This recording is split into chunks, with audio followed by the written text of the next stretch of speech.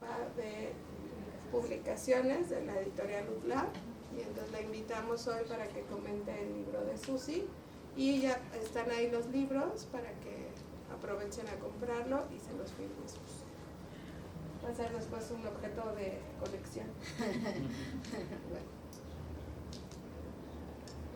Bueno, pues muy buenas tardes a todos, a todas, por estar aquí ya en la 10ª sesión de la Cátedra de Estudios de Género. Hoy tenemos el gusto de recibir a Susi Benzulul. Susi es una muy querida egresada del programa de liderazgo para jóvenes indígenas. En 2016 estuvo con nosotros y además en ese momento iniciaba también la escritura de sus poemas. Y bueno, Susi es también actualmente una de las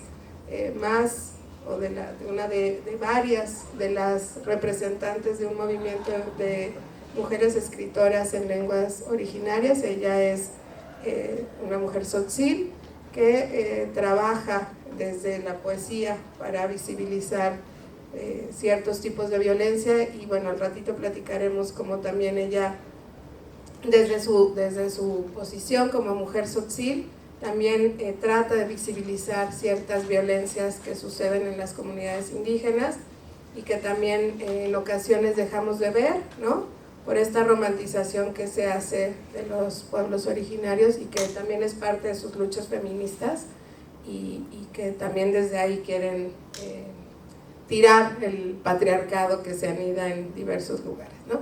Y hoy también, como es un día especial, tenemos a Rosa Quintanilla. Rosa es la jefa de publicaciones de la editorial UTLAB, y bueno, a lo mejor ahorita Rosa les puede contar un poquitito de la colección de poesía en lenguas que tenemos, y por la razón por la cual también nos pareció pertinente que Rosa estuviera aquí. Entonces, bueno, bienvenidas a ambas y muchas gracias por estar aquí.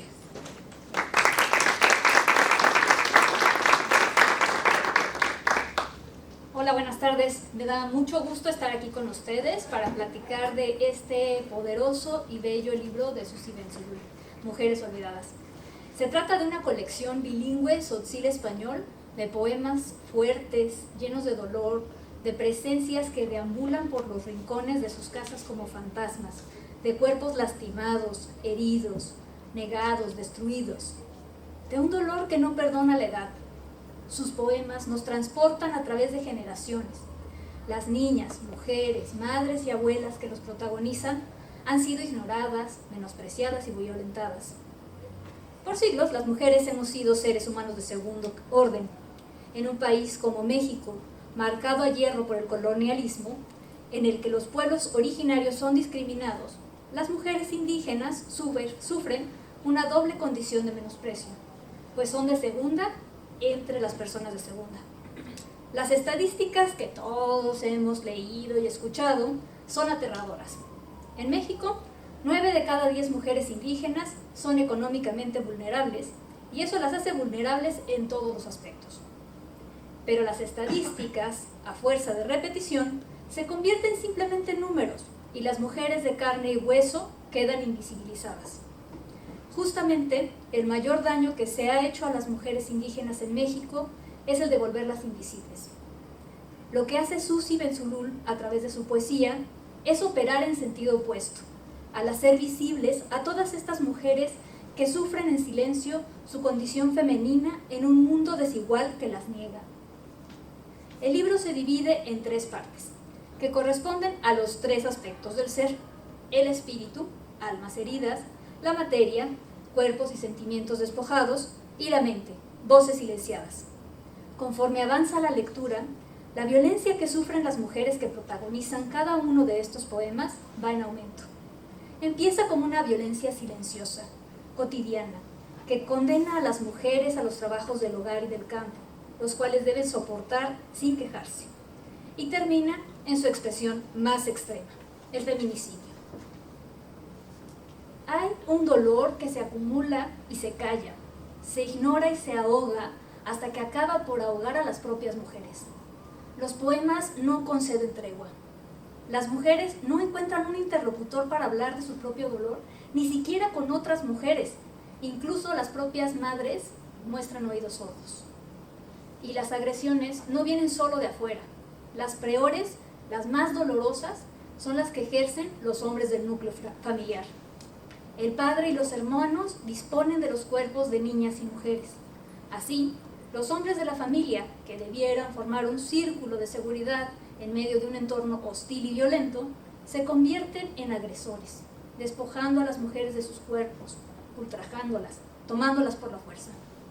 Y el sistema, cómplice, les concede impunidad.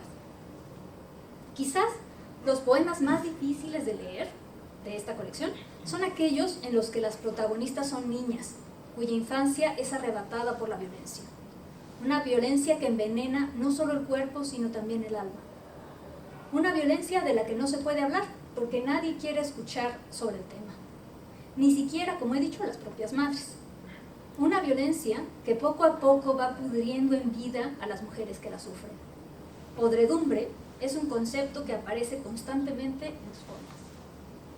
Otros poemas especialmente dolorosos son los que retratan cuerpos vejados, destruidos, muchas veces desmembrados y arrojados en bolsas de basura en terrenos baldíos. Mujeres desechadas de la manera más cruenta e inhumana, como perros de la calle que se pudren ahí a la indolencia, ¿no? Ante la indolencia de la sociedad. Son mujeres que esperan ser localizadas por sus familias para poder al menos descansar en paz. Pero no crean que a pesar de todo el horror que estos poemas describen, los poemas no tienen una belleza muy grande. Están llenos de imágenes bellas y poderosas. Charles Pigot, coordinador de la serie bilingüe Literatura en Lenguas Originarias que editamos en LautLab, de la cual hablaba Laura, subrayaba el hecho de que en los últimos años se ha registrado en México un fenómeno doble que apunta en direcciones opuestas. Por un lado vemos una pérdida acelerada de la riqueza lingüística, pero por el otro, un aumento importante en el número de escritores en lenguas originarias que alzan su voz como una respuesta a la creciente extinción lingüística. En este renacimiento, las mujeres como Susi están jugando un papel protagónico.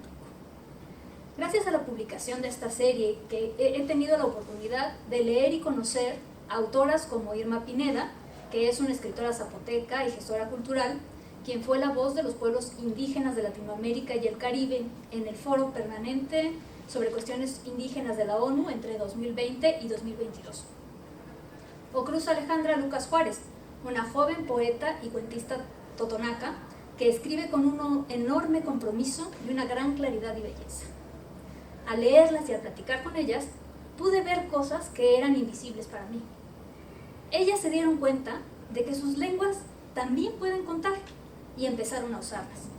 Escucharon las voces de sus abuelos y abuelas, de las personas a su alrededor, de quienes han sufrido injusticias o han sido perseguidos, y se pusieron a contar sus historias.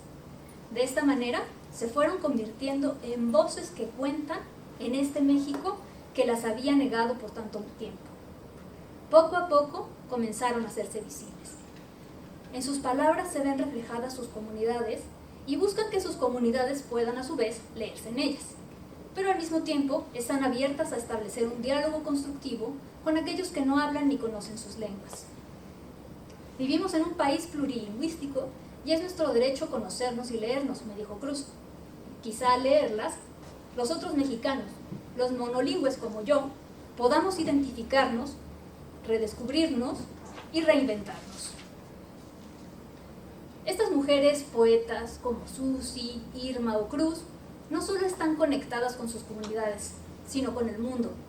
Tienen redes sociales, hacen videos, viajan, estudian en universidades de México y el extranjero. Y al ejercer la escritura, operan lo que de Sousa llama cosmopolitismo subalterno e insurgente, que no es otra cosa que ir en contra de la globalización hegemónica neoliberal que va de arriba para abajo, para construir una globalización que vaya de abajo hacia arriba. Si me lo preguntan, están haciendo un trabajo muy importante. Me siento muy agradecida con Susi, con Irma y con Cruz, porque sus palabras poéticas han hecho visible, al menos para mí, lo que está a la vista de todos y nadie ve, como la carta robada en el cuento de Poe. Antes dije que los poemas de Susi no daban tregua a sus protagonistas, pero hay uno, Danza, es el último del primer apartado, y se alza como un faro en medio de la oscuridad. Y quiero citar, para terminar, algunos versos de este. Mujer, danza porque el tiempo pasa. No esperes morir con tu dolor. Deja que la noche se lo lleve. Danza con todo tu coraje. Mujer, danza, no te detengas. Gracias, Susi.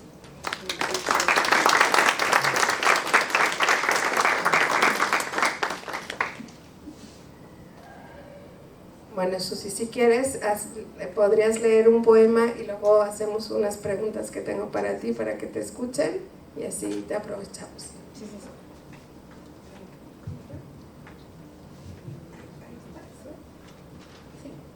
Ahí se escucha, ¿verdad? Lio shuktatekelik, coabelanik, ichospato bilabontoniktatekelik, shmuyubasconton, tili oyune, colabal, ti laviki contalel, yun, chkal, belcha, beluk, dispechbun, lahmel saniejas, bi, tenbilal ansetik. Pues hola, buenas tardes, buenas noches a todos, muchas gracias por acompañarnos, gracias por la invitación, por venir a presentar Ten Bilal Ansetik, Mujeres Olvidadas, que es un poemario bilingüe, tzotzil, que parte de los feminismos descoloniales para denunciar las violencias físicas, sexuales y feminicidas que están ocurriendo en contextos indígenas y que son temas de los que no se hablan en los contextos indígenas, pero sobre todo Ten Bilal Ansetik, que está centrado en mi municipio, en San Juan Chamula, ¿no? En San Juan Chamula, Chiapas.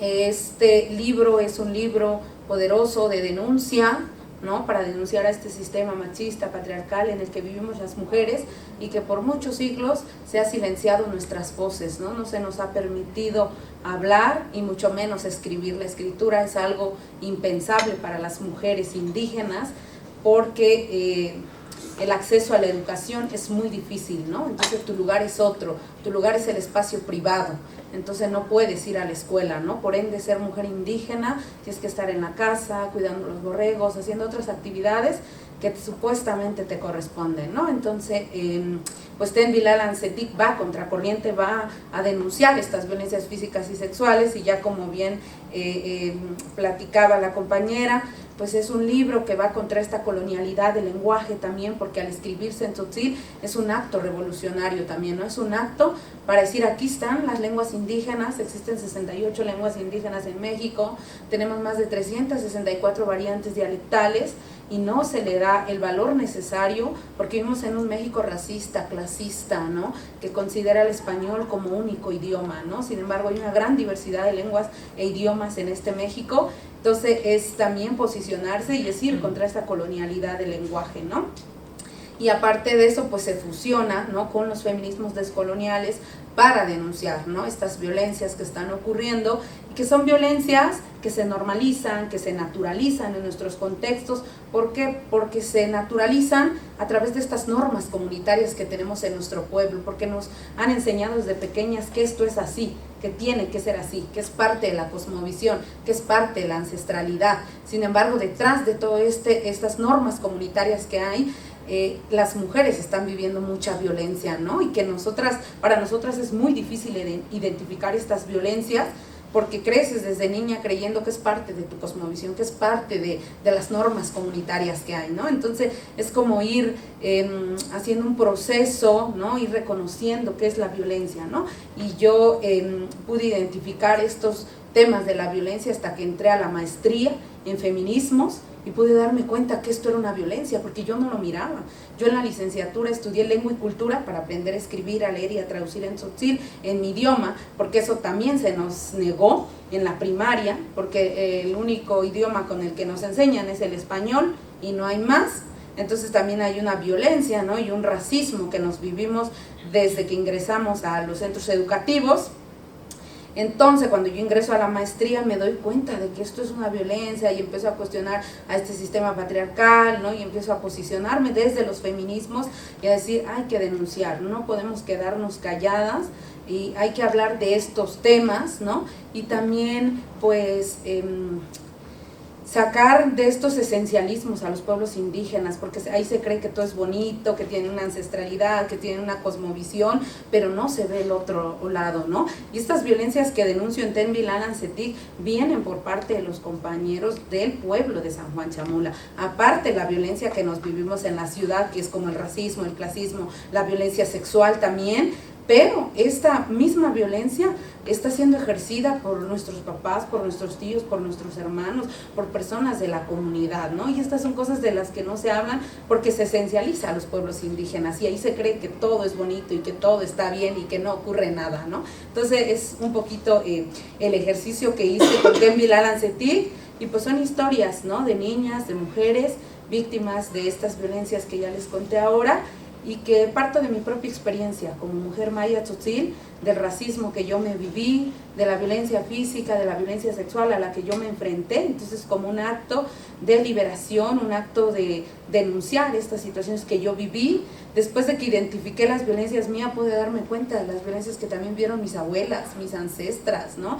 Y que muchas se murieron sin poder denunciar la violencia sexual que ellas vivieron, ¿no? Entonces, como un acto de justicia también, para traerlas a la memoria y decir, esto vivimos, esto vivieron mis abuelas, esto vivieron mis ancestras, y vamos a hablar de eso, ¿no? Entonces, pues eso un poquito a grandes rasgos, y pues les voy a compartir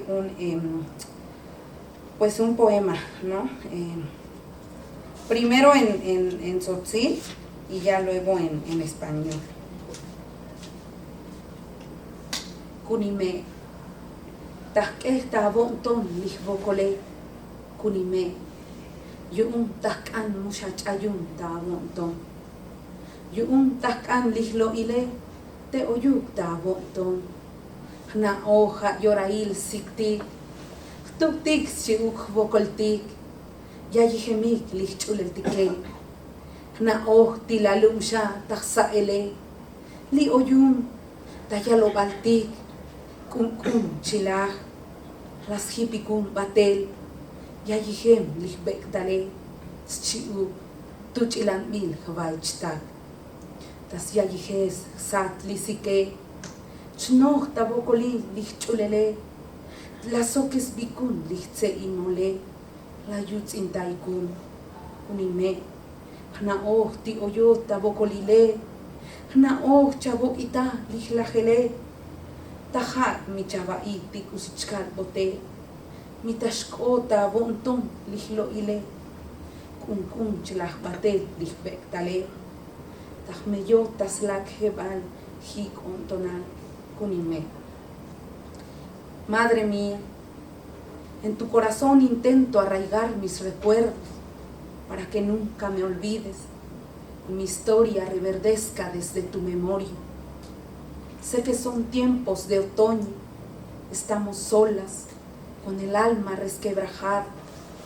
Sé que estás cansada de buscarme, pero aquí estoy, en un terreno baldío, agonizando, desterrada de este mundo, con el cuerpo deshojado y los sueños cercenados.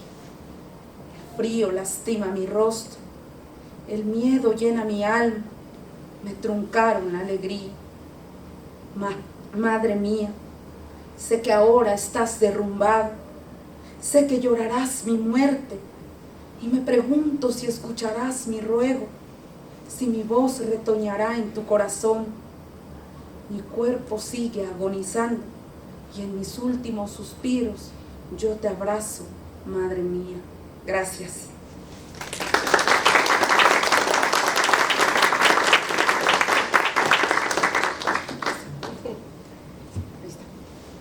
Muchas gracias, Susi. Y bueno, a mí me gustaría como que nos platicaras un poquito del proceso creativo que te permite a ti sublimar, ¿no?, la violencia que hay detrás en este poemario y preguntarte cómo, o sea, nos decías que estas son historias, ¿no? Que detrás de estas, de cada uno de los poemas hay una persona, ¿no?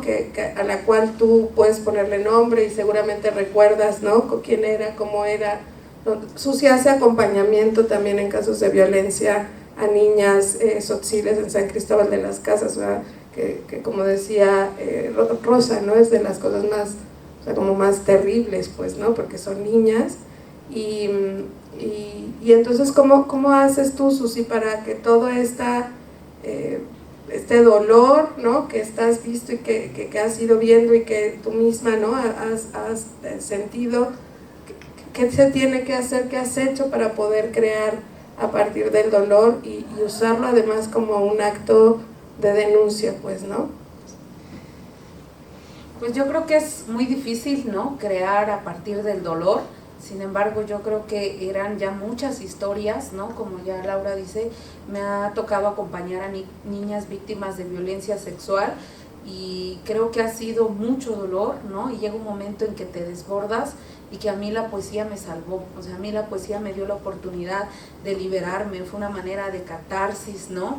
La creación pues justamente de este poemario fue una manera de catarsis, de sanación, ¿no? Fue un año completo, ¿no? De la creación, fue un año completo de escribir todas las noches, ¿no? De escribir estas historias, de recordar estas historias, ¿no? Fue muy doloroso, sin embargo al final fue muy sanador, ¿no? Fue para mí muy sanador liberarme y sobre todo hacerlo desde un acto revolucionario de lucha para poder denunciarlo. Eso a mí me trajo como mucha tranquilidad, ¿no? De decir, estoy también retomando la voz de mis abuelas, de mis ancestras, y no solo de ellas, sino de otras muchas mujeres que no han podido contar su historia porque están atrapadas en este círculo de la violencia y que es difícil para ellas salir, ¿no? Entonces, sí, todo un año fue muy difícil, ¿no? Todas las noches escribiendo, fue un año completo la creación de este poemario y pues eso, ¿no? Y viene un doble dolor cuando inicio el proceso también de la traducción, ¿no? Porque una vez estaba en la Filo, en la Feria del Libro de Oaxaca con Irma Pineda, y ella platicaba que traducir es un doble dolor, ¿no? Porque primero escribes en un idioma y luego tienes que traducir la obra y el dolor se duplica, ¿no? Y yo no había como reflexionado en eso, ¿no? Pero el segundo año del libro fue como hacer la traducción y también, o sea, te desbordas, ¿no? Porque vuelves a recordar bien a tu imagen, la niña a quien acompañaste a la fiscalía, bien a tu imagen, la niña que acompañaste con el médico perito, con el ginecólogo, con el psicólogo, ¿no? Y que son institutos que tampoco están, no tienen una perspectiva feminista, ¿no? De acompañamiento a las niñas víctimas de estas violencias y que aparte de que no tienen una perspectiva feminista para acompañar, no te atienden en tu idioma, ¿no? O sea, tienen que atender a las niñas en español, en un idioma que no es su idioma, ¿no? Entonces ahí entraba como un poco mi trabajo de traducción. Y para mí fue muy difícil porque yo tenía que, cuando abría la carpeta de investigación, escuchar a la niña en tzotzil y tener que traducir al español a la MP para que abriera la carpeta, estar con el psicólogo, estar con el médico perito, o sea, creo que son muchas historias y que todo eso se venía a la mente cuando escribía, entonces por eso surgen estos poemas como muy oscuros, muy dolorosos, porque esas son las historias de las niñas, eso es lo que está pasando, ¿no? Entonces es muy fuerte. No sé, ¿qué más decir? Gracias, Susi. Y bueno, creo que tocas un tema muy importante que tiene que ver con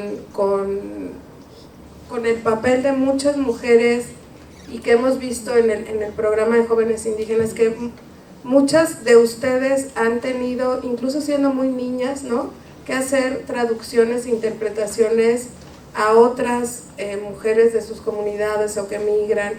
Bueno, nada más como para que todos sepamos, Susi decía, yo estudié lengua y cultura para aprender a escribir mi lengua. A veces pensamos, ¿no?, que las personas que hablan alguno de los otros 70 idiomas, lenguas oficiales de México, tenemos 68 lenguas indígenas, lengua de señas mexicana, lengua de señas mayas y español, o sea, las personas que además, ¿no?, hablan alguna de estas lenguas, tienen que pasar por procesos terriblemente violentos en las instituciones, ¿no? Porque el Estado mexicano es un Estado monolingüe, que es incapaz de atender a las personas en su propia lengua, ¿no? Y a veces pensamos que el papel de los intérpretes es apoyar a la persona que llega, y en realidad lo que está pasando es que está apoyando a un Estado monolingüe que atiende en una lengua de prestigio y que deja, ¿no?, desamparadas a muchas personas.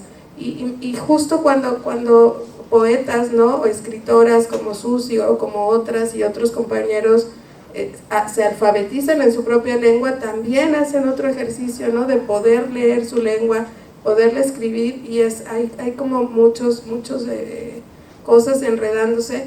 Y pensaba también, Susi, ¿no?, ¿cuál ha sido la reacción en tu comunidad con tu poemario? Pues es muy difícil, ¿no? Porque el libro se publicó el año pasado, en diciembre del 2022, entonces súper reciente. Y como les decía, San Juan Chamula es un pueblo sumamente machista, ¿no? Entonces ha sido muy difícil ir a San Juan Chamula a hablar de estos temas. O sea, no es fácil, no es como ahorita que yo diga, ay, vamos, los invito a una presentación del libro, vamos a hablar de la violencia. No, es muy difícil, ¿no? Entonces como que se cierran las puertas en todos los espacios porque dicen, ¿cómo vas a venir a hablar de estos temas? Esto no ocurre acá, ¿no? Incluso platicando con personas de equidad de género allá en Chiapas, ellos querían como implementar un centro de apoyo a las mujeres víctimas de violencia en los pueblos indígenas, y los presidentes no accedieron, o sea, no accedieron a que se abriera. O sea, no, aquí la violencia no existe. Aquí existe la dualidad, hombre, mujer, sol, luna, no, hay una dualidad, sí, hay una complementariedad, pero es machista, es jerárquica, como dice Julieta Paredes, ¿no?, feminista comunitaria, ¿no? Entonces, esto hay que cuestionarnos, ¿no? Entonces, para poder presentar Tenbil Alan Cetic en San Juan Chamula ha sido muy difícil.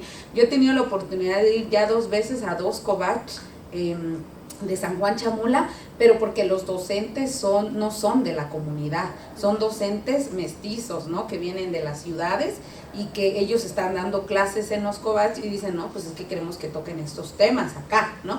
Entonces, a través de ellos y de estos institutos es como nos hemos como infiltrado para hablar de estos temas, ¿no?, con las y los jóvenes. Y eso, ¿no? O sea, yo creo que ha sido muy difícil y muy duro para las jóvenes que cuando presentamos Tenbil Alan Cetic, porque las chicas se quedaron como, eso le pasa a mi mamá, o esto me pasa a mí, y se quedaron así como impactadas, y los chicos decían, sí es cierto, esto está pasando, ¿no? Pero como son temas de los que no se hablan, es como que pues se toma como X, ¿no? Entonces eso dio la oportunidad como de reflexionar ese día, y muchas chicas se quedaron como con la intención de querer escribir, ¿no? Y muchas de ellas me dijeron, pues yo también quiero escribir, yo también quiero contar mi historia, ¿no? Entonces eso hemos como generado en esos 2 covaches como la apertura que quieran leer en su idioma, en tzotzil, ¿no?, que tengan la oportunidad de leer en tzotzil y de reflexionar estos temas, ¿no? Pero ya como decía también la doctora Laura, que es bien difícil leer en tzotzil, o sea, en tu propio idioma, porque te enseñan a leer en español, ¿no?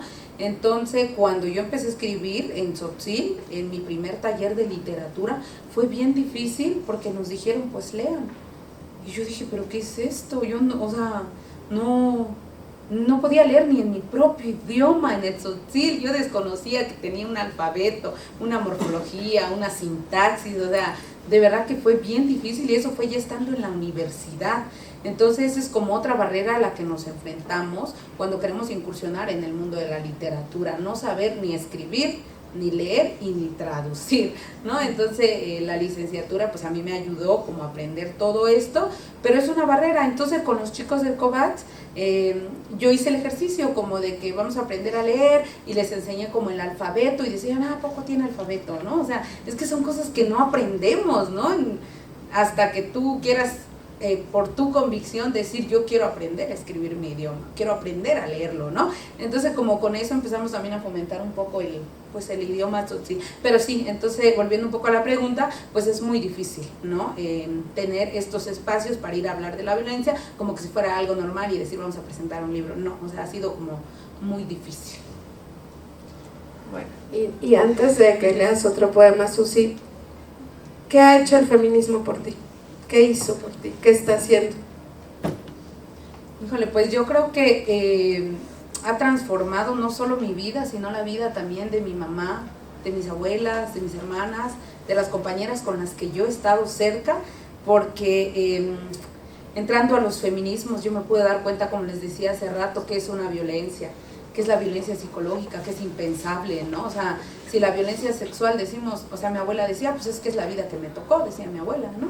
Entonces, ahora imagínense identificar la violencia psicológica, la violencia económica, o sea, son cosas que no pasan por tu mente, ¿no? Entonces, a mí los feminismos me dieron la oportunidad, y sobre todo a través de la escritura, denunciar, hablar y no quedarnos calladas, ¿no? Y no aceptar ese espacio que supuestamente nos corresponde, de que no puede uno estudiar, de que una tiene que estar callada, de que solo tiene que, pues, estar con el esposo, cuidar los hijos, o sea, como que me dio una, como cierta fuerza, ¿no? Como una rebeldía de decir, pues también las mujeres podemos, y podemos también salir, podemos estar en la academia, podemos estar en la literatura, podemos estar en espacios de política, ¿no? Entonces, eso, ¿no? Y te digo, hizo como esa transformación en mi vida, a no quedarme callada, pero también con la de mis amigas, ¿no? Porque he dialogado con muchas compañeras de San Juan Chamula, de mi pueblo, pero que ya estamos en la ciudad, y que en la ciudad hemos empezado a hacer cambios, ¿no? A decir, pues también nosotras valemos, también podemos hablar, tenemos derechos, ¿no? Entonces, creo que ha sido como un diálogo con varias compañeras, y muchas ya están incursionando, ya sea en la academia, ya sea en la política, pero están, ¿no? Incursionando y decir, pues sí es cierto, también nosotras podemos, ¿no? Muy bien, Susi, te pongo para que leas otro. Ah, sí. ¿Ya es el último o vamos a decir? Además, no sé qué digas. Cuando tú nos digas. Les voy a compartir este otro que se titula Ants. Cuyalantas chorbeslo ilals tu chemala vectal. Cuyalantas lo que estanta tzigetal. Cuyalantas portalia sate. Yun chay bilta un tonal. Milascala vie. Cholo isma chichen. Mitas antas bulesota hol. Chata batela lokol. Steke la vectal tas chay batel. Disat pak anasate. Humahtik lis bekasate. Yajije machulel. Ans. Kusishustak pajes likapemale. Kusishustak skuchkun likapemale. Timuhtuch lis bech chicheltake. Ans abokolu album. Yum huhutsu lis bektale. Taskan vokol. Chavan, tas cantas napes melolal. Mujer, mujer, ¿cómo nombrar tu cuerpo destruido? ¿Cómo exhumarlo del silencio? ¿Cómo salvar tu rostro del olvido? Si pronuncio tu nombre, los versos sangran. Si intento recordarte, tu imagen huye. Toda tú te desvaneces. Tu rostro ajado, tus ojos carcomidos, tu alma lacerada. Mujer, ¿cómo desahogar esta impotencia? ¿Cómo aguantar tanta rabia sin reventarme las venas? Mujer, por favor, dime, porque cada partícula de mi cuerpo exige, pide a gritos una respuesta. Gracias.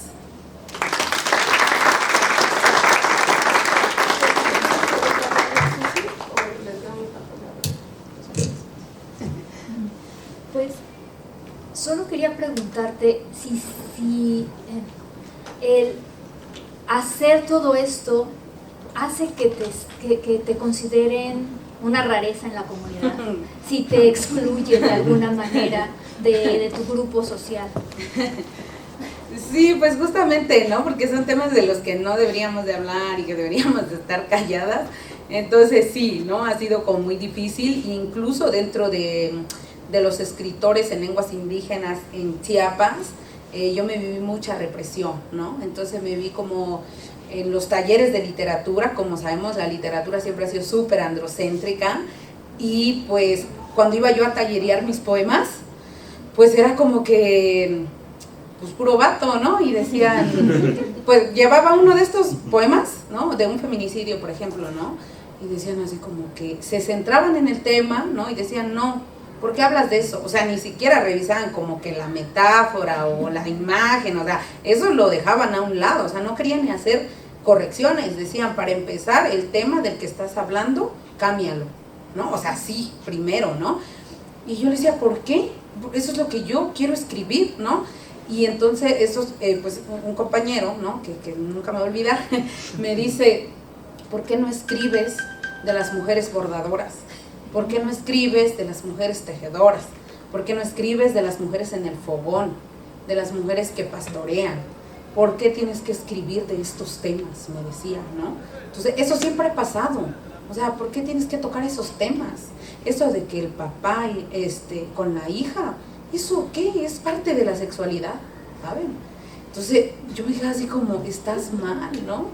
Entonces, para mí fue bien fuerte en los talleres de poesía, porque siempre había cierta represión de decir, no escribas eso, no escribas eso. O sea, como que todo era, no escribas sobre eso, ¿no? Está mal, no toques esos temas, ¿no?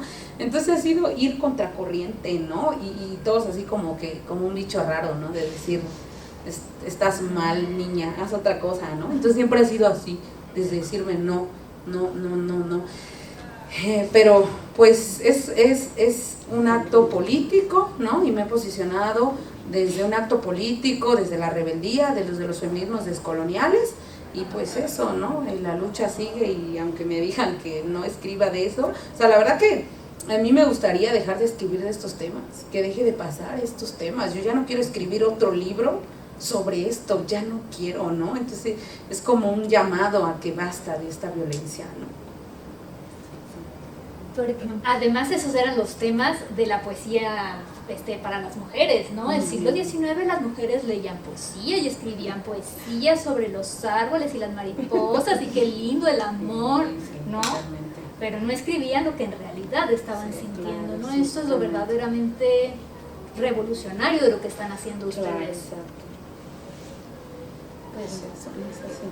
Hace rato que platicaba con Susi, hablábamos del respeto, ¿no? Y cómo el respeto ha sido un mecanismo para socializar a las niñas sobre cómo sus cuerpos, ¿no? Están dispuestos para los otros, y esos otros, si tienen mayor jerarquía en la comunidad o son de mayor edad. El Tzotzil distingue, ¿no? De cómo le llamas al hermano mayor, si eres hermano menor. O sea, lingüísticamente hay una diferenciación de si yo soy hermana menor, entonces nombro de una manera a mi hermano mayor. Hay una cuestión muy jerárquica. Yo me acuerdo mucho una vez que fui a Chamula. Chamula es un lugar espectacular, ¿no? Es un lugar que tiene una mística muy poderosa, ¿no? Cuando están los borregos en la niebla y traen su impermeabilito, ¿no? Para que no se maltrate su lana. Chamula es un lugar muy poderoso, y creo que parte de ese poder es tanto dolor, ¿no? Pero recuerdo mucho una escena, era una fiesta de Semana Santa, entonces estábamos en la casa del Pachón. El Pachón es una figura muy importante, y entonces entramos un grupo de estudiantes del Outlab, y fue inmediato como a las mujeres estaban en un lado sentadas, ¿no? A nivel de piso, y los hombres estaban sentados en las mesas, ¿no? O sea, incluso visualmente tú podías ver claramente la jerarquía. A veces, aunque estén en la misma mesa, en las ciudades la violencia está, pues, ¿no? Pero ahí era muy clara, y pensaba mucho ahora que Susi me hablaba del respeto, como a veces, no solo en las comunidades indígenas, ¿no? Sino en muchos lados, esto que escuchamos de si tu tío te quiere saludar, lo tienes que saludar, y es esto de no, o sea, si los niños y las niñas están diciendo que no quieren saludar a alguien, no es que pensemos que son irrespetuosos, es que algo tenemos que escucharles, ¿no? Porque a la luz del respeto se cobijan muchísimas violencias, y mejor tener hijos maleducados que violentados, pues, ¿no? Pero creo que lo que nos comparte Susi es como hay ciertos principios y valores que a veces son cómplices, ¿no? De muchas violencias, y le platicaba a Susi sobre el tema de la culpa, ¿no? Que la culpa a las mujeres trabajadoras, ¿no? Que tenemos hijos y que tenemos un proyecto profesional,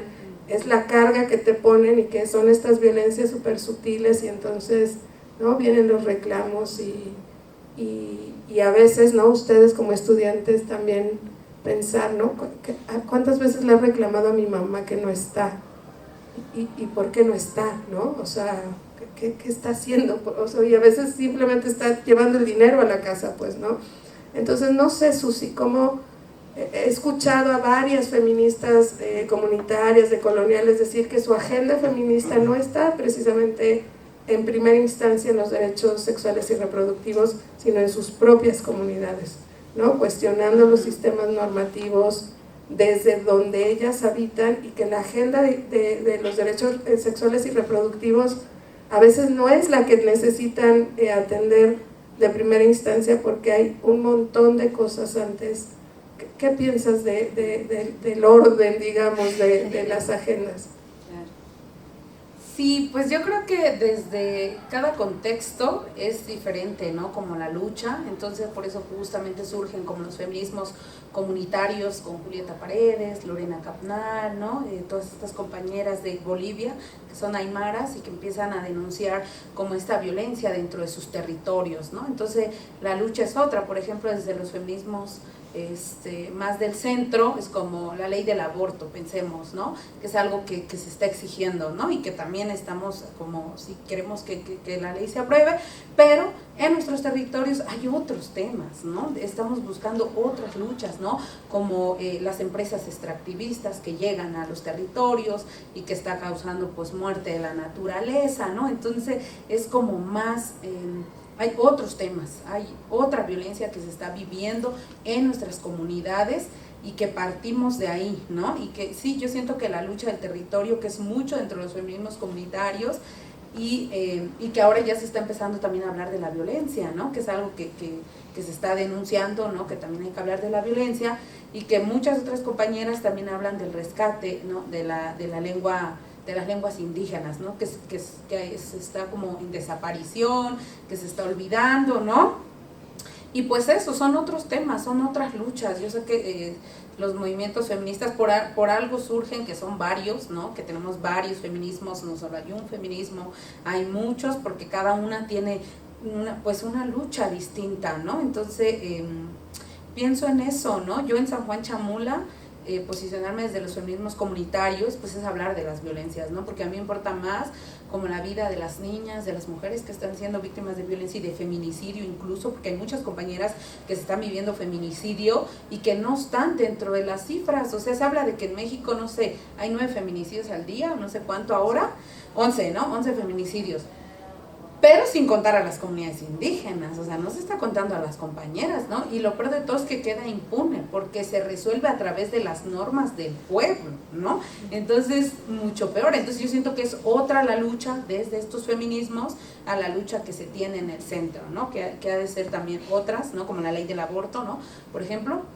Entonces eso, yo creo que cada una está haciendo su lucha desde los distintos feminismos y que algo que también habla estos feminismos comunitarios es de cuestionar el racismo que existe, ¿no? Porque es muy diferente lo que se vive una mujer indígena, racializada, subalterna, a una mujer que está en la ciudad, que no vive el racismo, que a lo mejor sí vive la violencia física, sexual, pero el racismo es algo que están viviendo las mujeres de los pueblos indígenas, ¿no? Entonces siempre es cuestionar también esta categoría de raza, ¿no? Desde Ángela Davis y muchas otras compañeras que vienen haciendo como este análisis, ¿no? Entonces eso, yo creo que eso lo hace como muy rico, ¿no? Porque es como una lucha pues diversa, ¿no? Y cada una está luchando desde sus trincheras para hacer un cambio.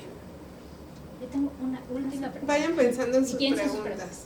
en lo que Rosa pregunta y ahorita le pedimos otro poema a Susi. Sí, ha complicado la situación, la llegada o más bien la aparición tan terrible de los grupos del narco en las comunidades en Chiapas, en tu comunidad. Sí, pues el narco en Chiapas y pues en Chamula es...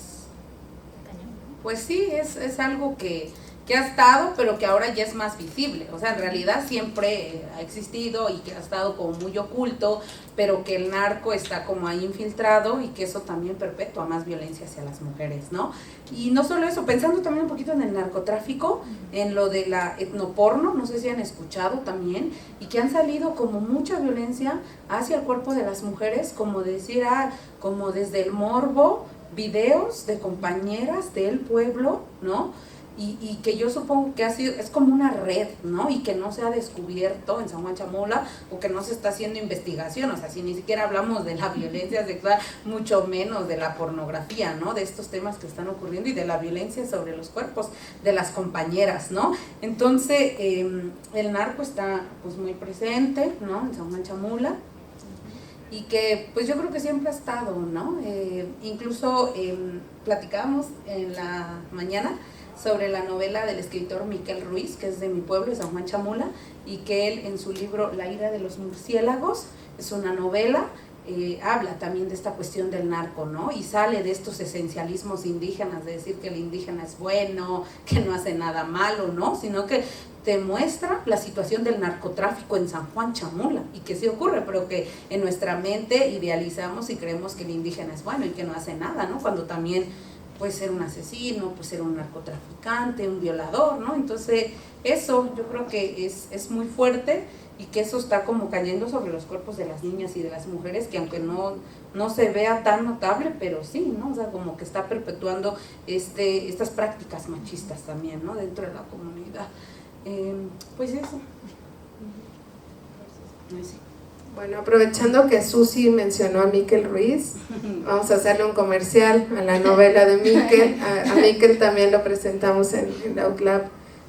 Miquel es un escritor tzotzil, y como ya les dijo Susi, tiene una novela espectacular que si pueden conseguir alguna vez. Es una narconovela. Los personajes son chamulas, y de verdad que es una cosa espectacular, porque habla de muchas cosas que uno no se va imaginando, pero en los cuerpos de hombres tzotziles, y es una cosa de verdad impresionante. Y parece que Miquel ganó el premio Nezahualcóyotl, entonces va a sacar una novela sobre Acteal. Sí. Y entonces, bueno, hay mucha, y justo decíamos Susi, que esto que ya mencionó, ¿no? Que la violencia no es un tema para las escritoras en lenguas originarias, ¿no? Y que muchos escritores tampoco, pero que es Irma, ¿no? La reconoce Susi. Azul Anhelo. Azul Anhelo. Ese libro es, wow, impresionante. Esta es de la colección de las que les habló Rosa. 2020, ¿no? En 2020 y que también habla de la violencia, justamente. Este es también sobre violencia. Sí, o sea, en realidad yo estuve como buscando en mi radar quiénes más escribían sobre la violencia, ¿no? Porque dije, pues quiero saber también qué compañeras en lenguas indígenas están hablando de la violencia, ¿no? Y fue un poco difícil, ¿no? Rastrear, a lo mejor había compañeras que hablan como del racismo, ¿no? Que vivieron ellas estando en la ciudad, de su cosmovisión, de otros temas, ¿no? Y tiene poco que me encontré con Azul Anhelo, y es un poemario tan poderoso porque también Irma denuncia estas violencias, ¿no? Que ocurren en el contexto, en su pueblo, ¿no? En Juchitán, ¿no? Y que pues digo, entonces esta violencia también se está viviendo en otros pueblos, ¿no? Pero que son temas de los que aún no se han hablado, ¿no? Que hemos estado como calladas, y yo supongo que en todos los pueblos indígenas estamos viviendo esto, ¿no? Y que es necesario pues nombrarlo. Y ya que estamos en comerciales, también Cruz Alejandra, a la que mencioné, ella escribe también un poco sobre violencia, pero ella escribe también sobre erotismo, que es otro de los temas que las mujeres, ¿no? Si las mujeres mestizas, no pueden en la ciudad, no escriben, ya me encargo, que eres totonaca y escribes sobre tu sexualidad, ¿no? Entonces se están atreviendo a mucho, es muy interesante lo que están haciendo. Muy bien. Yo creo que les paso esto. Bueno, no sé si alguien quiere hacerle algún comentario a Susi, alguna pregunta. Ana, ¿tú querías preguntar algo? Sí, pero que te vi con cara de... hola. Mi pregunta va más como que, bueno, sé que esto es un tema obviamente difícil y obviamente la gente no quiere escucharlo, mucho menos en pueblos originarios, ¿no? Pero aquí mi pregunta es, ¿qué más podrían, o sea, qué se puede hacer como para que podamos empezar a cambiar pues estas violencias, ¿no? Porque entiendo que, digo, justamente como decía, ¿no? Nuestras agendas son muy distintas a las suyas y justamente, ¿cómo creen ustedes que podrían empezar como realmente a cambiar un poco cómo lo ven, por ejemplo, los jefes o, bueno, la gente que esté como a cargo de esos pueblos, ¿no? O sea, ¿qué podrían implementar que no sea tan revolucionario, ¿no? Como para que te lo rechacen completamente, pero sí que pues puedas ir poco a poco empezando a educar, ¿no? De cierta manera, en otro sentido. Y pues yo creo que es muy difícil la pregunta, ¿no? ¿Qué hacer ante la violencia que vivimos en nuestros contextos indígenas? Y yo creo que como que va a ser muy difícil como infiltrarse y hacer como estos cambios así como poco a poco, ¿no?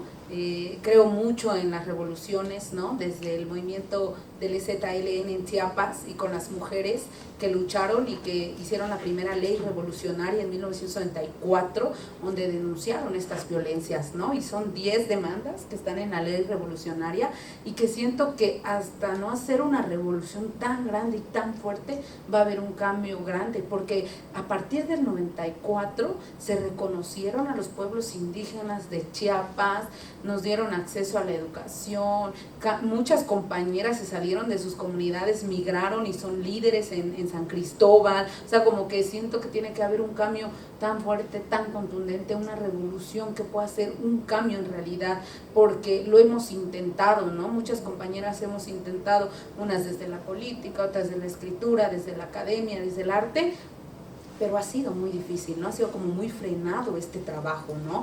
Y yo pienso, siempre vuelvo a mis compañeras zapatistas, ¿no? Y siento que ellas hicieron una rebelión y que eso creó un cambio y una transformación. Entonces siento que estos pasitos que hemos dado muchas compañeras no han sido en vano, ¿no? Hemos hecho por lo menos una transformación, pero siento que necesitamos grupos grandes para decir esto está ocurriendo, ¿no? Entonces como hacer reflexión, hacer diálogos con las compañeras para ver cuáles serían nuestras estrategias para generar pues un cambio en nuestros contextos. Yo creo eso. Es que no lo veo más. Gracias. Pues primero muchas gracias por todo lo que nos has estado compartiendo ahorita y por haber traído también unas copias. Y yo tenía dos dudas. Por un lado, mencionaste hace rato la idea del doble dolor en la traducción de esos poemas y me surgió la curiosidad quizá, ya sea en el proceso de traducir esos poemas o en la interpretación que llegas a hacer en el acompañamiento pues a niñas, mujeres que han sido violentadas, cómo, si ha habido en algún momento o en alguno de estos dos procesos esta dificultad, que sé que sí existe, ¿no? Porque son idiomas muy diferentes, ¿no? Entonces imagino que hay tal vez algunos conceptos, algunas ideas que simplemente no pueden tener un igual en la otra lengua. Entonces, si ha habido esos momentos, ¿cómo los has afrontado quizá? Y la otra duda, quizá un poco más enfocada justamente a estos procesos dentro de tu comunidad, es cómo se vive o cómo se puede, cómo has percibido existir de diferentes sistemas normativos dentro de un mismo espacio, porque entiendo que, o sea, tanto la comunidad tiene sus normas como el Estado tiene su forma de hacer las cosas, ¿no? Entonces, sí. más o menos eso. Pues yo creo que el proceso de traducción es complejo, ¿no? Lleva como su tiempo, ¿no? Como decía, me llevó un año el proceso de la traducción del libro. Sin embargo, yo creo que como somos personas bilingües, nos movemos tanto en español como en tzotzil, que da la posibilidad, ¿no? De hacer este trabajo de traducción y que cuando te enfrentas a algunas dificultades, pues piensas en tu idioma y dices, a lo mejor en mi idioma sería así, y buscas que en tu idioma se entienda, ¿no? Aunque a lo mejor hayan como unos mínimos cambios en español, ¿no? Pero que guarde este mensaje, ¿no? Entonces yo siento que siendo bilingües nos movemos bien en estos dos idiomas, que a lo mejor sí hay algunas complicaciones, pero que lo puedes resolver si solo piensas, por ejemplo, en tzotzil, y dices, pues a lo mejor es esto, ¿no? Y vuelves al español y dices, pues así, ¿no? Entonces, yo creo que sí es difícil, tiene complejidades, pero no es imposible, ya nos movemos como personas bilingües en estos dos idiomas, que lo podemos manejar, yo creo eso, ¿no? Y me gustaría mencionar aquí, justo porque hablas ahora de la traducción, en que cuando hablamos de escritores indígenas, ya se cree como que por ende escribes en tzotzil, ¿no? O sea, cuando dices, escritores indígenas, pues escriben tzotzil, ¿no? O sea, como que esta categoría de indígena ya le asumes que escriben tzotzil. Cuando hace ratito les comentaba que no sabíamos ni leer, ni escribir, ni a traducir. Nuestra lengua en las escuelas fue el español. Entonces, como que se ha tenido siempre esa idea de muchos académicos y estudiosos de decir, es un escritor indígena. ¿En qué idioma escribes, no? O sea, como que sin dar la posibilidad de que también podamos crear en español. O sea, yo puedo crear en español y traducir al tzotzil, o puedo escribir en tzotzil y traducir al español, o sea, sin ningún problema, ¿no? Vamos de un lado a otro haciendo esta traducción, ¿no? Entonces, leyendo también un ensayo del escritor Miquel que mencionamos hace rato, él se preguntaba, ¿no? Con otro escritor indígena o indígena escritor, o sea, ¿por qué esta categoría de indígena, no? Porque ahora hay becas del FONCA solo para escritores indígenas, ¿no? Y cómo se hace como esta división entre la literatura mexicana y con la literatura indígena, ¿no? Entonces, como eso, hay que cuestionarse también esto de la categoría indígena, es decir, hace poco fui jurado en un premio de literatura, y pues había un trabajo en uno de los idiomas,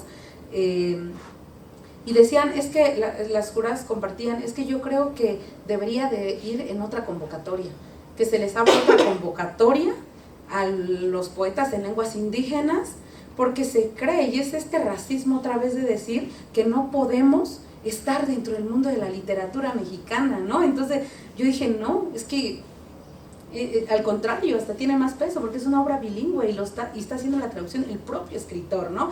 Entonces yo decía, no es necesario que se abran como otros espacios, o sea, y entonces el poemario quedó así como que, es que yo no puedo calificar porque es en dicha lengua, no puedo, ¿no? Entonces como diciendo que el español, como es la traducción, o sea, creyendo que ya es la traducción, sin ni siquiera sabemos si lo escribió en español y lo trajo a su lengua, ¿sabes?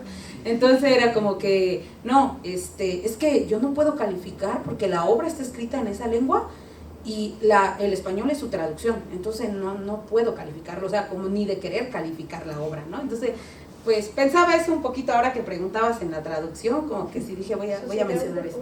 Un premio de poesía mexicana. Sí, ajá, y participó una compañera en lenguas indígenas. Piensen, ¿no? Como México excluyendo a todas las lenguas indígenas, ¿no? Y es como, no que eres una nación pluricultural, ¿no? Bueno, pero es un poco lo que pasa con los premios para mujeres.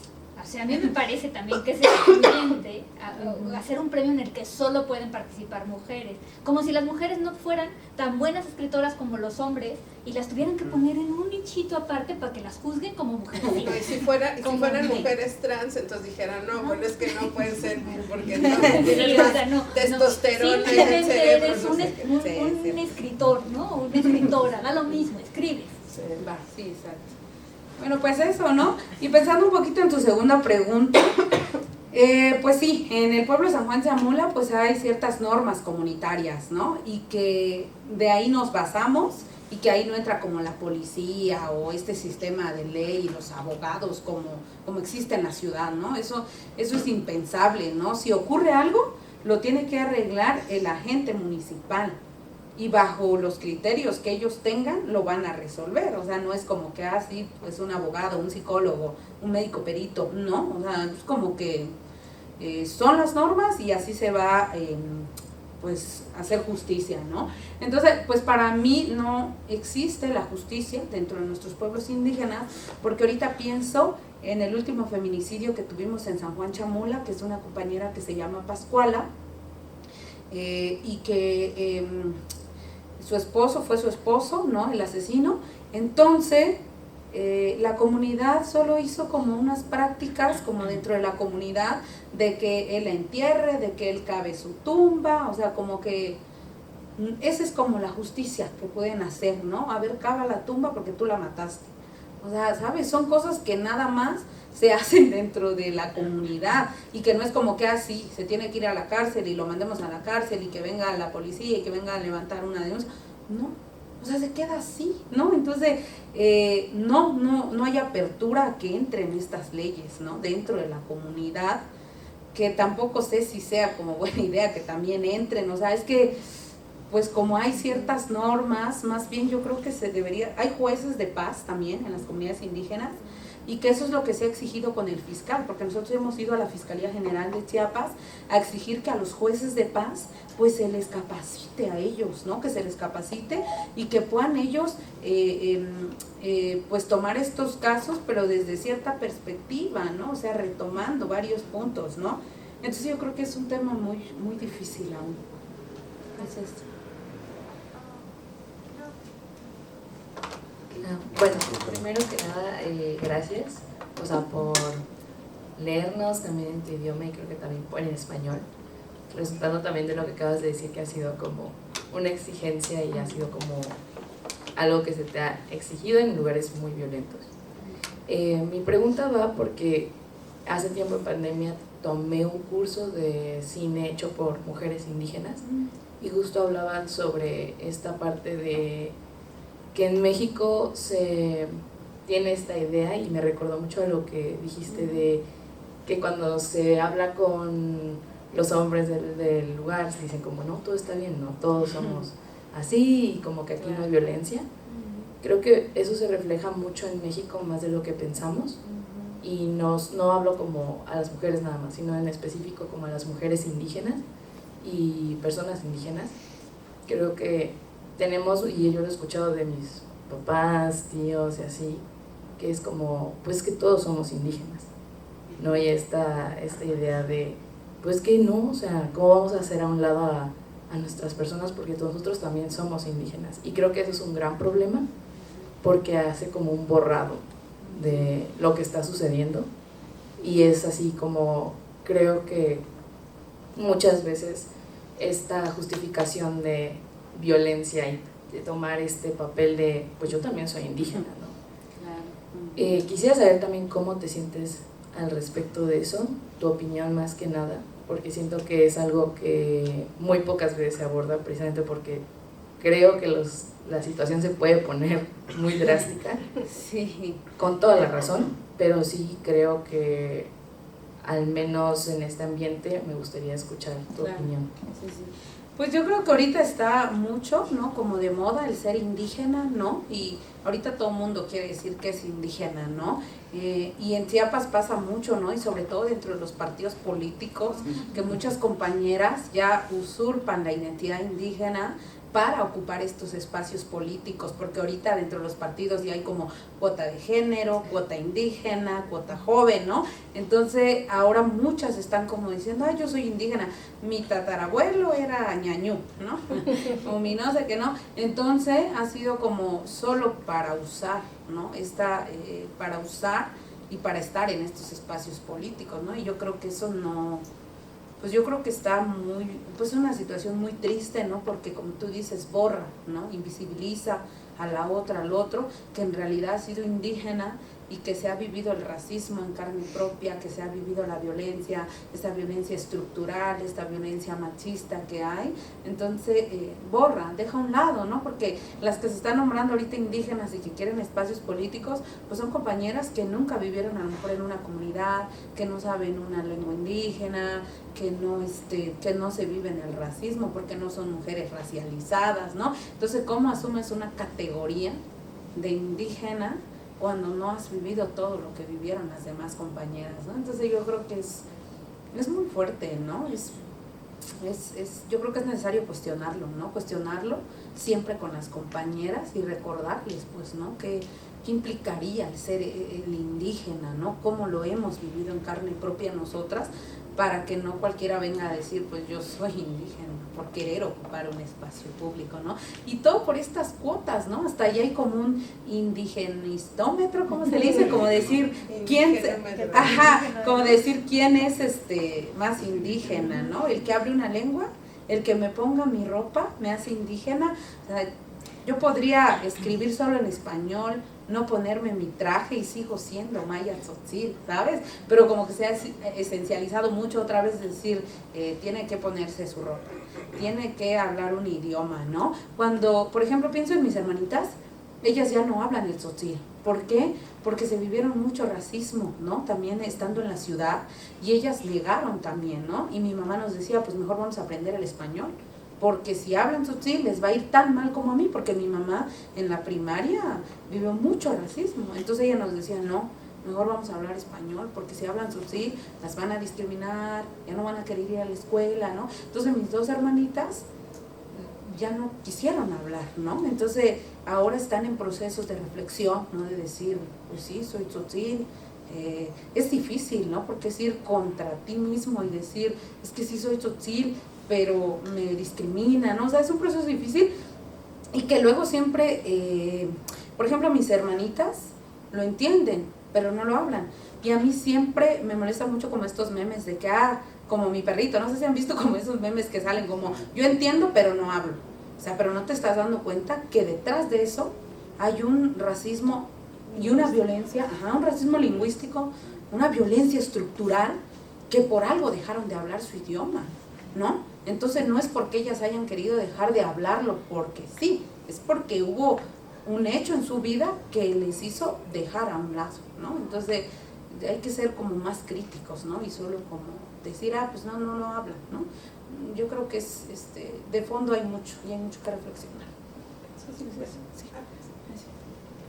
Nada más quería como hacer retomar una de las cosas que sucede mucho en el programa de jóvenes indígenas, ¿no? Que bueno, Adrián también es egresado y ahora profesor, él es del pueblo ñañú. En este programa que bueno, quienes tengan la oportunidad de conocerlo, es un programa muy interesante y muy importante para la universidad. Cuando llegan jóvenes, nosotros no tenemos, nunca hemos tenido, incluso antes de que fuera ilegal, digamos, ¿no? La lengua como criterio de identidad indígena, nunca tuvimos como criterio de selección ser hablante de una lengua indígena, porque los jóvenes y las jóvenes generalmente están tan castellanizados, ¿no? Que ya no hablan la lengua.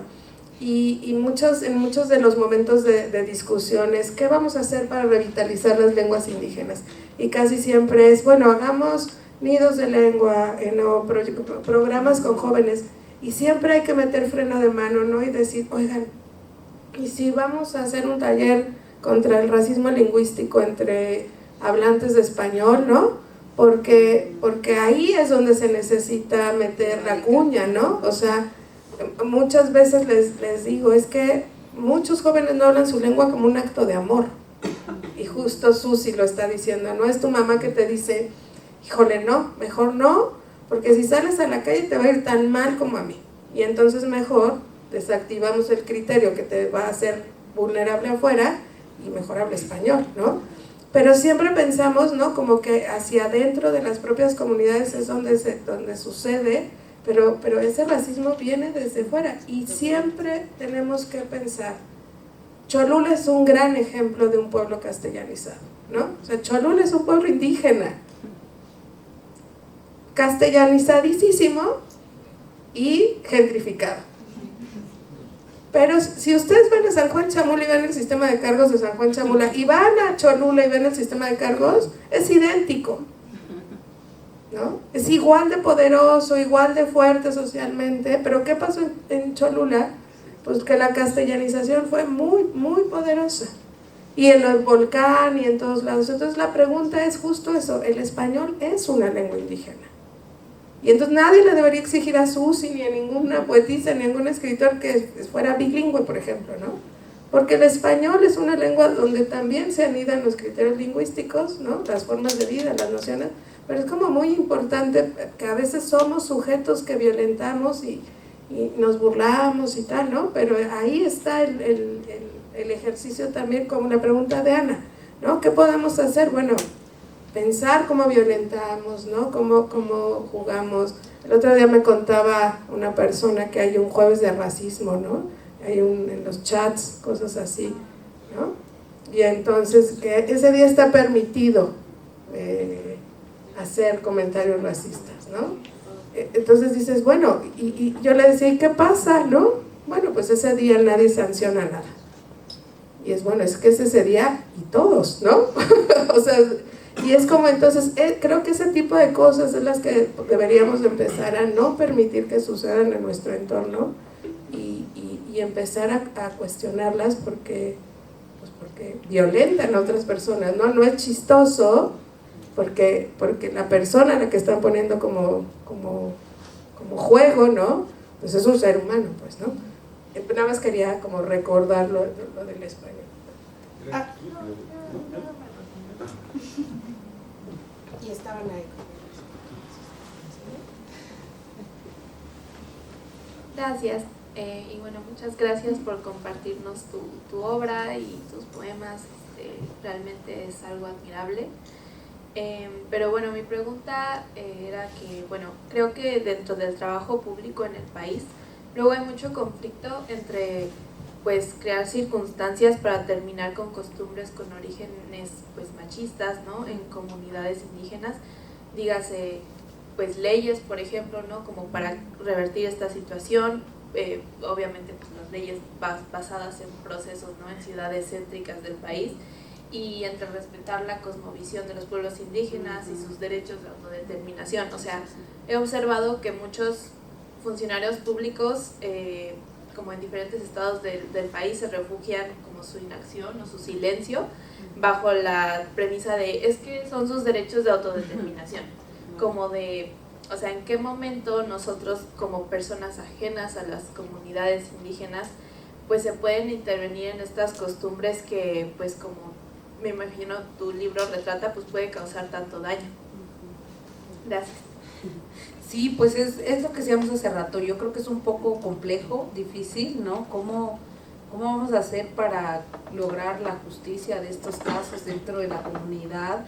Pues sin tocar también esta cosmovisión y esta ancestralidad que hay dentro de nuestros pueblos indígenas, ¿no? O sea, yo creo que no es la solución que entre también como la policía o estos sistemas que hay, porque también, pues si vas a la ciudad y haces una denuncia, pues también no te hacen caso, ¿no? Entonces no creo que eso sea bueno replicarlo dentro de nuestros pueblos, sino más bien cómo sería o cómo se empezaría a analizar esta situación para frenar esta violencia y que sí exista justicia en nuestros pueblos indígenas. O sea, para mí es algo que todavía me lo cuestiono, me lo pregunto, ¿no? ¿Cómo va a ser, no? Y que, entonces cuando sabes que fuimos con el fiscal, lo que decíamos, lo primero que propusimos con él es como que capacitación a los jueces de conciliación de paz en las comunidades, y que pues no solo fueran hombres, porque todos los jueces de conciliación y de paz en todas las comunidades indígenas son hombres, ¿no? Y todos los agentes municipales son hombres. O sea, no, una mujer no puede estar como agente ni como juez de paz. Entonces desde ahí está el problema, ¿no? Que no se toma en cuenta también a las compañeras en las asambleas comunitarias. Adelante todos los hombres y hasta atrás todas las mujeres, ¿no? Y no tienen derecho de participar en las asambleas comunitarias, ¿no? O en San Juan Chamula así es, ¿no? Los hombres adelante, las mujeres hasta atrás, y no tienen derecho a participación. Los hombres son los que toman la decisión, y las autoridades todos son hombres, ¿no? Entonces eso fue lo que se le exigió como al fiscal general de Chiapas, ¿no? Sin embargo, pues ha sido difícil, ¿no? Es algo que se ha quedado únicamente en minutas, en papeles, en documentos, y no se ha hecho en realidad nada, ¿no? Porque como ese es fiscal a nivel Chiapas, ¿no? No es como que un fiscal indígena que tenga esta perspectiva y que diga si es cierto, tenemos que hacer un cambio, cómo podemos, o sea, como que no se le ha dado también esa importancia para reflexionar cómo podría hacerse este cambio en las comunidades. Pues eso. Sí, es complejo. No a ti. Vete. Terminemos con Adrián. Ya, otra. Adrián y otro y ya con eso cerramos. Bueno, Susi, de manera personal, pues igual agradecerte, y sabes que te admiro realmente, porque creo que lo que no solo como, o sea, nos cuesta expresar el dolor y tú lo haces de manera impresionante, y más bien pensando en el horizonte, como que siempre estamos pensando en las violencias, y si algo hemos aprendido tal vez desde nuestras madres, de nuestras abuelas, es el valor de la vida. En realidad ellas son las que nos han enseñado la fortaleza y la resistencia, y creo que es una de las claves, ¿no? ¿Qué lecciones nos puedes dar de eso que no deben de perder las mujeres, ¿no? Y que tal vez es lo que le da fuerza a las mujeres tzotziles indígenas? ¿Qué es lo que tú rescatarías de estas mujeres, ¿no? Y que creo que va a ser clave para ver ese horizonte tal vez más justo, menos impune. Claro. Sí, pues yo creo que cuando escribí Tembilaran Setik, siempre recordaba, ¿no? Como la fuerza y la energía de mis abuelas, de mis ancestras, o sea que a pesar de todo este racismo, toda esta violencia que ellas se vivieron, pues lucharon, ¿no? O sea, estuvieron ahí luchando, ¿no? Por ejemplo, pienso en mi mamá ahora, ¿no? Que ella está en la comunidad, y ahí pues tienen que darles cargos a las mujeres, ¿no? Pero, como les decía, las mujeres van hasta atrás. Entonces cuando mi mamá ingresa, ¿no? Ella dice, pues también, ¿por qué yo no me puedo sentar enfrente?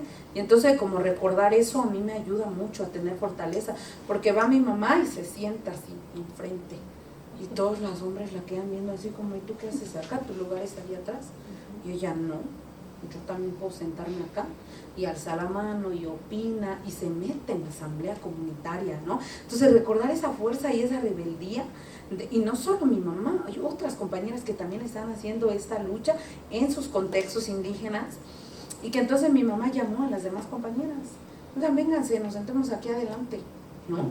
Entonces empezó a hacer como un cambio, una transformación, una revolución, y ahora todas las mujeres ya ahí se van a sentar adelante, ¿no? Ya están ahí adelante, intentan participar, ¿no? Y entonces cuando mi mamá hizo eso, pues las autoridades dijeron, pues le demos un cargo, a ver si muy, ¿no? Le pongamos un cargo, y mi mamá, órale, ¿no? Y le dieron el cargo por rebelarse ante la comunidad, y le dieron el cargo de, ¿cómo se llama? De educación, el comité de educación, y le dijeron, órale, te va a tocar un año ser comité de educación, y mi mamá sí, ¿no? Entonces eso, recordar la fuerza de muchas compañeras que están haciendo cambios y transformaciones en cada una desde sus trincheras, pues eso nos permite tener como una esperanza, ¿no? Ver un horizonte, que sí existe la posibilidad y que sí estamos haciendo cambios, estamos haciendo transformaciones en nuestros propios contextos. Es eso. Bueno, había una más, vamos a terminar con esa. Pues sí, igual muchísimas gracias, ¿no? Por lo que nos has platicado, y creo que me resonaba mucho lo que nos comentabas de pues este contexto de tratar de infiltrarte con las juventudes, y mi pregunta justamente va para eso, ¿no? O sea, ya que Adrián hablaba, ¿no? De agarrar la fortaleza del pasado, o sea, justo tú como qué mensaje final le darías, ¿no? A esas niñas, jóvenes, ¿no? O sea, como a ese futuro que ahorita tú estás actuando en el presente, pero como para motivar que más participen desde sus trincheras, desde sus luchas, como a seguir adelante con esto. Sí, pues justamente cuando estuve en el COVATS, después muchas niñas jóvenes se acercaron como conmigo y dijeron, oye Susi, pues nosotras queremos escribir, ¿y qué podemos hacer, no? Y entonces estuvimos como en diálogo, y eso decían, pues nos das mucha fuerza, también queremos escribir, queremos denunciar, queremos hablar de estas cosas que nos están pasando. Algunas dijeron, no, pues yo quiero en cuento, yo quiero en poesía, ¿no? Entonces, pues yo les decía a ellas, ¿no? Que nunca se quedaran calladas, que no permitieran que pues nadie las violentara, ¿no? Que también nosotras como mujeres valemos, y que no porque seamos mujeres no valemos, tenemos también derechos y podemos pues exigir justicia de lo que estamos viviendo, ¿no? Entonces yo creo que me quedo con ese mensaje, ¿no? De no callarnos nunca más, de no estar en el silencio, de no aceptar estos espacios, que es el espacio privado que nos dice este sistema patriarcal en el que tenemos que estar, ¿no? Sino también rebelarnos siempre, ¿no? Y que tenemos que tener con mucha rebeldía y mucho coraje para salirnos de ese espacio, porque vas a ir contracorriente, o sea, tienes que estar consciente que vas a ir contracorriente, que nunca va a ser fácil el camino, que vas a tener que ir siempre contracorriente, que va a ser difícil, pero que no imposible. Entonces me quedo con eso. Muchas gracias.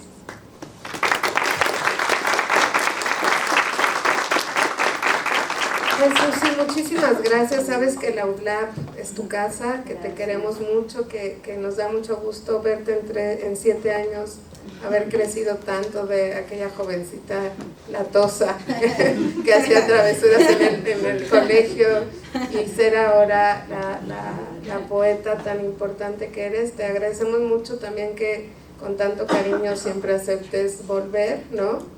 Y de aquí a 8 días otra vez tendremos a un compañero Tzotzil, a Shun Zero. Shun Zero viene a presentar su documental Mamá, un documental que ha estado ganando muchos premios en todos lados y después, bueno, el documental no lo vamos a transmitir por las redes, ¿no? Porque está todavía en festivales, va a ser una primicia para la cátedra. Y después vamos a transmitir el conversatorio con Shun. Shun también es Tzotzil, también él ya les contaré. Y pues muchas gracias también, Rosa, por acompañarnos y nos vemos de aquí a 8 días. Aquí está el libro de Susi, aprovechen porque ya va por la segunda. Y vamos a leer un último poema. Para que no se vayan mal. Por favor. Bueno, les voy a compartir este último poema, que es como un poco como el faro dentro de la oscuridad, como decías, ¿no? Como la luz para seguir, ¿no? Akotahan, ans, akotahan, yun lik akale chelav ta'anil, mushamala chacham siu kabokol, akojit batel di akobalei, akotahan tas tekela kapemal, ans, akotahan siu kabektal, yun chilbahinik, Skohti ikiamane, mushabata bonton, jote, akotahan siuk yipa yayatak, holtaos tekela bokol, hatzihilal, hachayel ta ontonal, ans, akotahan, mushapajezaba. Danza, mujer, danza porque el tiempo pasa, no esperes morir con tu dolor. Deja que la noche se lo lleve, danza con todo tu coraje. Mujer, danza con tu cuerpo de barro que muchos desprecian por su color. No importa, tú danza, danza con la fuerza de las abuelas. Libérate de ese sufrimiento, de ese silencio, ese olvido. Mujer, danza, no te detengas. Gracias.